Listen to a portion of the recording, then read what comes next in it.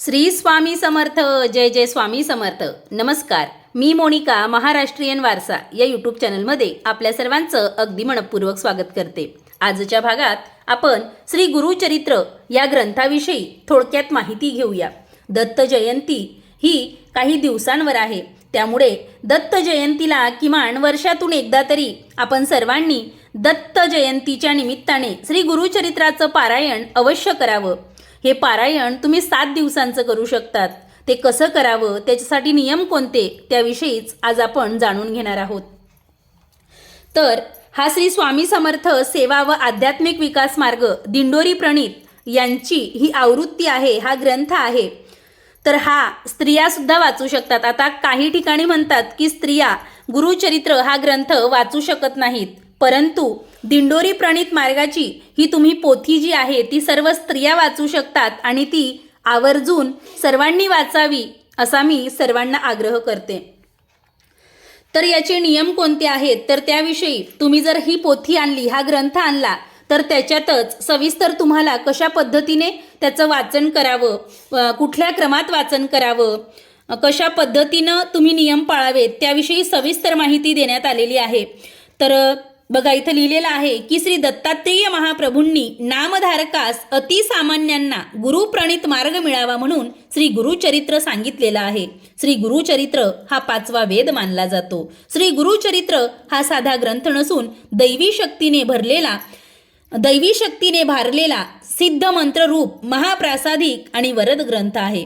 श्री गुरुचरित्राचे पारायण हे अंतःकरण शुद्ध असताना केलेले चालू शकते, पण शास्त्रशुद्ध सप्ताह करण्यासाठी खालील नियम जरूर पाळावेत. आता ते नियम कोणते, तर श्री गुरुचरित्र सप्ताह करताना प्रारंभ शक्यतो शनिवारी आणि सांगता शक्यतो शुक्रवारी करायची, कारण शुक्रवार हा श्री नृसिंह सरस्वती महाराजांचा निजानंदाचा दिवस आहे. श्री गुरुचरित्र वाचण्यापूर्वी आदल्या दिवशी म्हणजेच शुक्रवारी, जसं आपण आता प्रारंभ शनिवारी करतो आहे, तर मग त्याच्या आदल्या दिवशी शुक्रवारी 1 गाय आणि 4 कुत्रे यांना गव्हाच्या पोळीचा नैवेद्य खाऊ घालायचा. तिसरा नियम, श्री गुरुचरित्राचे वाचन पूर्व किंवा उत्तर दिशेला तोंड करून करावे. वाचण्यापूर्वी रोज श्री दत्त महाराजांच्या फोटोची आणि पोथीची पूजा करून 1 माळ गायत्री मंत्र, 1 माळ श्री स्वामी समर्थ मंत्राचा जप करावा. त्यानंतर श्री गणपती अथर्व शीर्ष वाचून पोथी वाचायला सुरुवात करायची. पुढचा नियम ऐकूया. तर श्री गुरुचरित्राचं वाचन पहाटे 3 ते सायंकाळी 4 या वेळेत करावं, म्हणजे या वेळेच्या दरम्यान करावं. दुपारी 12 ते 12:30 ही वेळ श्री दत्त महाराजांच्या भिक्षेची असल्याने त्यावेळेस आपण पारायण करणं थांबवावं, म्हणजेच आपण वाचन हे करू नये. पुढचा नियम, श्री गुरुचरित्र वाचनाच्या कालावधीत परान्न घेऊ नये. आपली आई, पत्नी आणि बहीण यांच्या हातचं आपण अन्न खाऊ शकतो, त्यांनी बनवलेलं जेवण आपण करू शकतो, परंतु दुसऱ्याच्या घरचं आपण काही आपल्याला आलेलं आहे किंवा मग आपण हॉटेलमध्ये जेवण करू शकत नाही, तर अशा पद्धतीने घरचंच अन्न खावं. आपण स्वतः बनवलेलं असेल, आपल्या जर तुम्ही पुरुष असाल तर तुमची आई असेल, पत्नी असेल, बहीण असेल, यांच्या हातचं जेवण तुम्ही करू शकतात. उपवास मात्र करावा असं जरूर नाही. तुम्ही 1 वेळसुद्धा उपवास करू शकतात आणि दोन्ही वेळेस सकाळ संध्याकाळ फक्त 1 धान्याचाच फराळ करावा. काही समस्या असल्यास तुम्ही जर आता घरी आई नाही आहे किंवा मग पत्नीसुद्धा माहेरी गेली आहे, अशा वेळेस तुम्ही स्वखर्चाने घरीच काही आणून मग ते बनवून खाऊ शकतात. पुढचा नियम, श्री गुरुचरित्र वाचनाच्या कालावधीत पुरुषांनी दाढी वाढवू नये, स्वतःच्या हाताने दाढी करावी. तसेच या कालात चामड्याऐवजी नायलॉन किंवा रबरी चप्पलजोड वापरावेत. श्री गुरुचरित्र वाचनाच्या कालावधीत ब्रह्मचर्य आवर्जून पाळावं. श्री गुरुचरित्र वाचनाच्या कालावधीत मृत शौच असणाऱ्यांच्या घरी किंवा अंत्यविधीस आपण जायचं नसतं. स्वतःच्या कुटुंबात जर मृत शौच आले किंवा जनन शौच आले तर अशा वेळेस श्री गुरुचरित्र पारायण दुसऱ्या कोणाकडून पूर्ण करून घ्यावं, अर्धवट ते सोडायचं नसतं. श्री गुरुचरित्र वाचनाच्या कालावधीमध्ये मासिक पाळीविषयी अशौच सांभाळावे, वेळोवेळी गोमूत्र शिंपळावं. पुढचा नियम असा आहे की सप्ताह कालावधीत रोज संध्याकाळी आणि सकाळी श्री गुरुचरित्रांच्या पोथीला नैवेद्य दाखवून आरती करावी. रोज रात्री झोपण्यापूर्वी श्री विष्णू सहस्रनाम हे वाचावं. तर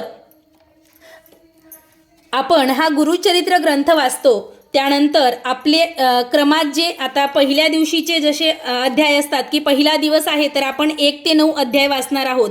1 ते 9 अध्याय वाचल्यानंतर आपण श्री विष्णू सहस्रनाम ही एक पोथी आहे, तर ही तुम्ही अवश्य वाचावी. ज्यावेळेस आपला हा अध्याय पूर्ण होतो, म्हणजे अध्याय म्हणजे पूर्ण 1 ते 9 अध्याय जे आहेत ते आपले पूर्ण होतात, त्यानंतर आपण विष्णू सहस्रनाम हे वाचायचं आहे.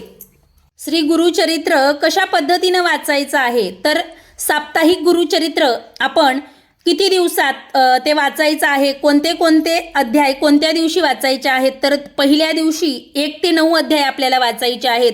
दुसऱ्या दिवशी 10 ते 21 अध्याय आपल्याला वाचायचे आहेत.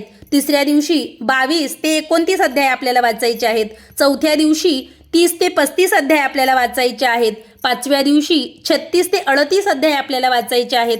सहाव्या दिवशी अध्याय 39 ते 43 आपल्याला वाचायचे आहेत. सातव्या दिवशी अध्याय 44 ते 53 पर्यंत आपल्याला वाचायचे आहेत.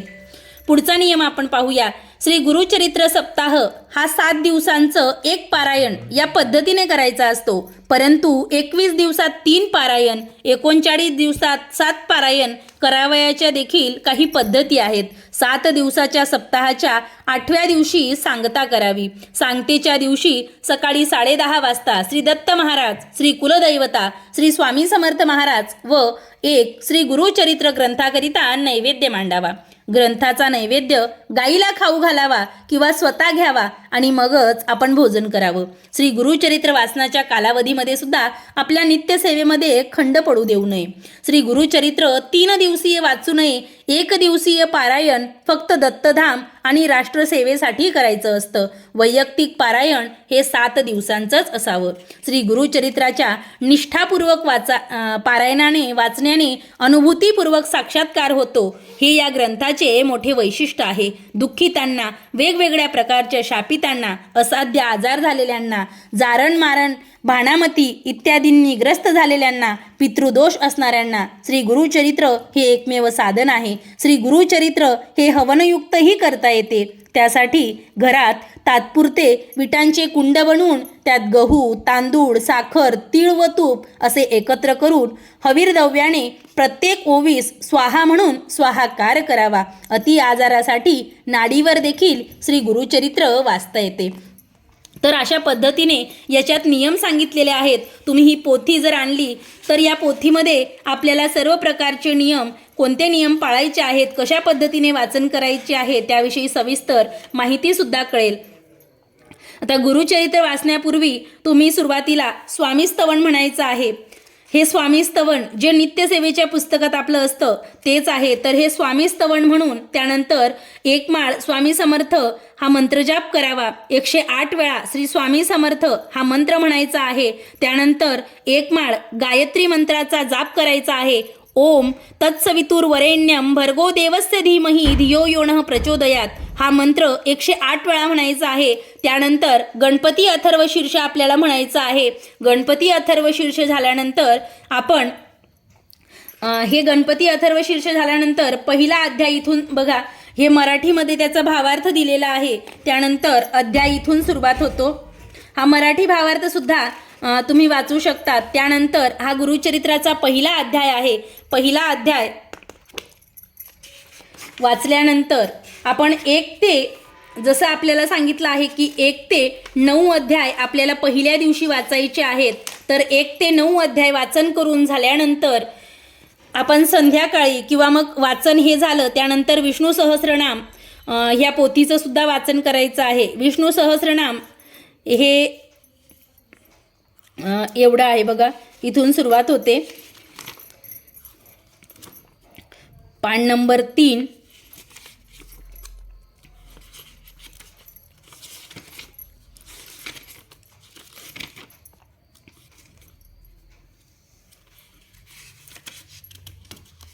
तर बघा 31 पेज नंबर आहे, पान नंबर 31 पर्यंत. तर इथपर्यंत आपल्याला पूर्ण विष्णूर दिव्य सहस्रनाम स्तोत्रम इथपर्यंत वाचायचं आहे.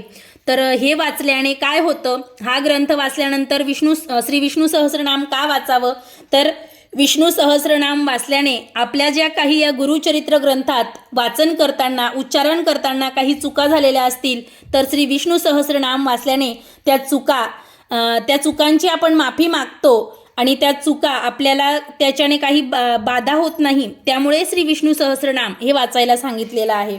तर आजचा व्हिडिओ तुम्हाला कसा वाटला, आवडला असेल तर नक्कीच इतरांनाही शेअर करा आणि शेअर केला नाही तरी चालेल, मात्र श्री गुरुचरित्र पारायण अवश्य तुम्ही दत्त जयंतीला आपल्या घरात एकदा तरी करा, असा पुन्हा सगळ्यांना मी आग्रह करते.